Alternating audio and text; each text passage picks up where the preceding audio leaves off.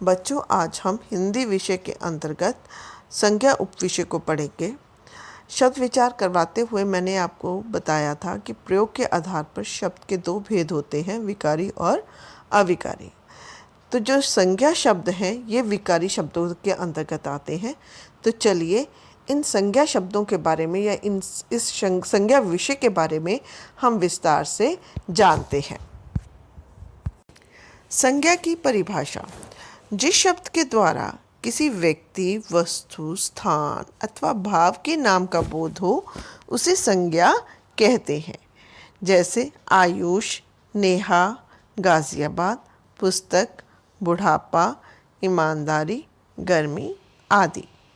कहने का अभिप्राय है कि वे शब्द जिससे हमें किसी के नाम का, आपका, मेरा या किसी और के नाम का या फिर किसी स्थान के नाम का, किसी वस्तु के नाम का या फिर भाव के बारे में पता चलता है, वे शब्द संज्ञा शब्द कहलाते हैं।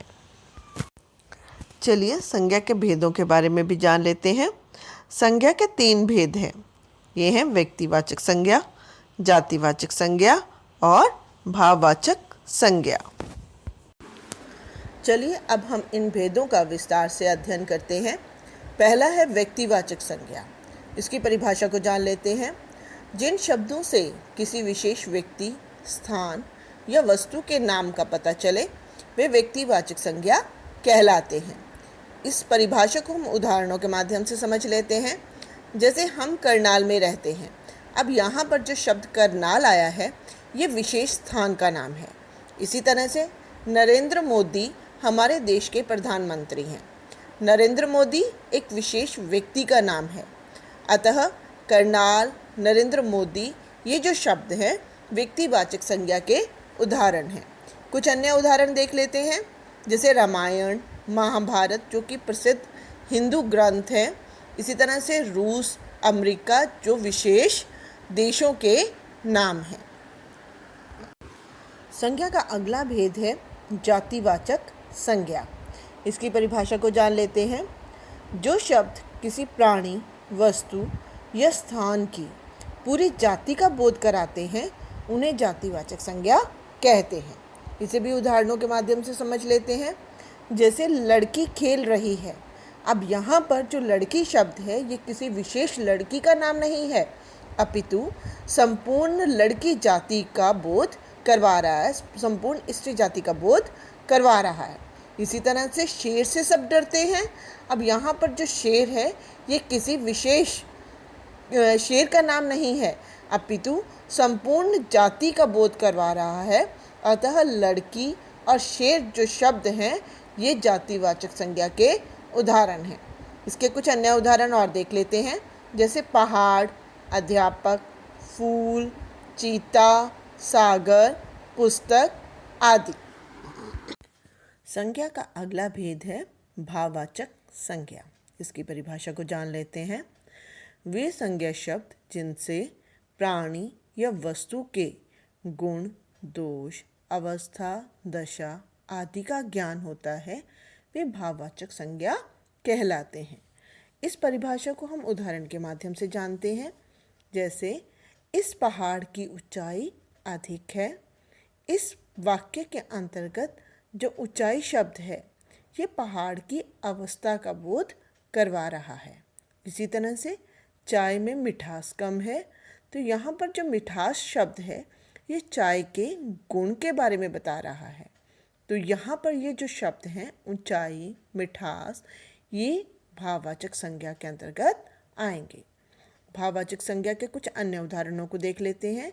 जैसे थकान, गरीबी, हंसी, साहस, वीरता आदि। संज्ञा के कुछ महत्वपूर्ण तथ्य हैं जिन्हें ध्यान में रखना आवश्यक होता है। जैसे भाववाचक संज्ञाएं सामान्यतः महसूस की जाती हैं और अगणनीय मतलब जिन्हें गिना ना जा सके होती हैं और इनका प्रयोग सदैव एक वचन में ही होता है। भाववाचक संज्ञाएं सामान्यतः महसूस की जाती हैं, इन्हें पकड़ा या छुआ नहीं जाता और ना ही इनको गिना जाता है और इनका प्रयोग हमेशा एक वचन के रूप में किया जाता है।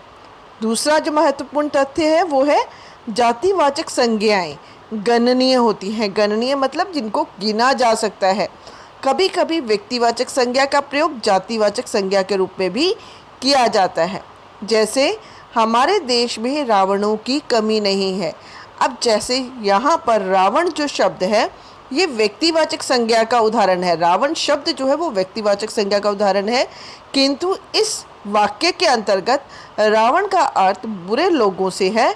अतः यहाँ पर जो व्यक्तिवाचक संज्ञा है वो जातिवाचक के रूप में प्रयोग की गई है। अन्य भेद, हिंदी व्याकरण में अंग्रेजी व्याकरण के प्रभाव से संज्ञा के दो और भेद स्वीकृत कर लिए गए हैं। ये हैं द्रव्यवाचक संज्ञा और समूहवाचक संज्ञा। चलिए इन भेदों के विषय में विस्तार से पढ़ते हैं। द्रव्यवाचक संज्ञा, जो शब्द किसी धातु, द्रव्य, पदार्थ आदि का बोध कराते हैं वे द्रव्यवाचक संज्ञा कहलाते हैं। चलिए अब इस परिभाषा को उदाहरणों के माध्यम से समझ लेते हैं। जैसे घी से बनी सब्जियां स्वादिष्ट होती हैं। अब यहाँ पर जो शब्द घी आया है ये द्रव्य है, मतलब लिक्विड फॉर्म है, तो ये द्रव्यवाचक संज्ञा का उदाहरण है। इसी तरह से माँ ने सोने का हार खरीदा। अब यहाँ पर जो सोना शब्द है ये एक धातु का बोध करवाता है जो कि बहुमूल्य है, अतः यह भी द्रव्यवाचक संज्ञा का उदाहरण है। कुछ अन्य उदाहरण देख लेते हैं। जैसे लोहा, तेल, दूध, चांदी, आटा, चीनी, चावल आदि। अगला भेद है समूहवाचक संज्ञा। समूह का अर्थ होता है झुंड। इसकी परिभाषा को जान लेते हैं। जिन संज्ञा शब्दों से एक ही जाति के व्यक्तियों या वस्तुओं के समूह का बोध होता है उन्हें समूहवाचक संज्ञा कहते हैं। इस परिभाषा को हम उदाहरणों के माध्यम से समझ लेते हैं। जैसे सेना ने युद्ध भूमि में अपने शौर्य का परिचय दिया। अब यहाँ पर जो शब्द सेना आया है इसका अर्थ होता है सैनिकों का समूह, अतः सेना शब्द जो है यह समूहवाचक संज्ञा का उदाहरण है। इसी तरह से टिड्डी दल ने खेतों को बहुत नुकसान पहुंचाया। जो दल शब्द है यह भी समूहवाचक संज्ञा का उदाहरण है, क्योंकि यहाँ पर बहुत सारी टिड्डियों की बात हो रही है। इसके कुछ अन्य उदाहरण देख लेते हैं। जैसे परिवार, संघ, समूह, गुच्छा आदि। बच्चों, हमने भाववाचक संज्ञा को पढ़ा, तो चलिए ये देखते हैं कि भाववाचक संज्ञाओं का निर्माण किस किस से हो सकता है। पहला है जातिवाचक संज्ञा से। जैसे वीर, वीर जातिवाचक संज्ञा है, इसकी भाववाचक संज्ञा बनेगी वीरता। इसी तरह से मित्र, मित्रता, पशु, पशुता, दास, दासता, कायर, कायरता। विशेषण से भी भाववाचक संज्ञाओं का निर्माण किया जा सकता है। जैसे मधुर, जो कि एक विशेषण है, इसकी भाववाचक संज्ञा बनेगी मधुरता। इसी तरह से मीठा, मिठास, कठोर, कठोरता, प्यासा, प्यास, नम्र, नम्रता। क्रिया से भाववाचक संज्ञाओं का निर्माण इस तरह से किया जाता है। जैसे उड़ना, जो कि एक क्रिया शब्द है, इससे भाववाचक संज्ञा बनेगी उड़ान। इसी तरह से हंसना, हंसी, झुकना, झुकाव, काटना, कटाई, दौड़ना, दौड़। सर्वनाम शब्दों से भी हम भाववाचक संज्ञाओं का निर्माण कर सकते हैं। जैसे मम, मम जो है ये सर्वनाम शब्द है, इससे भाववाचक संज्ञा बनेगी ममता। इसी तरह से आप, आपा, स्व, स्वतव, पराया, परायापन, सर्व, सर्वस्व।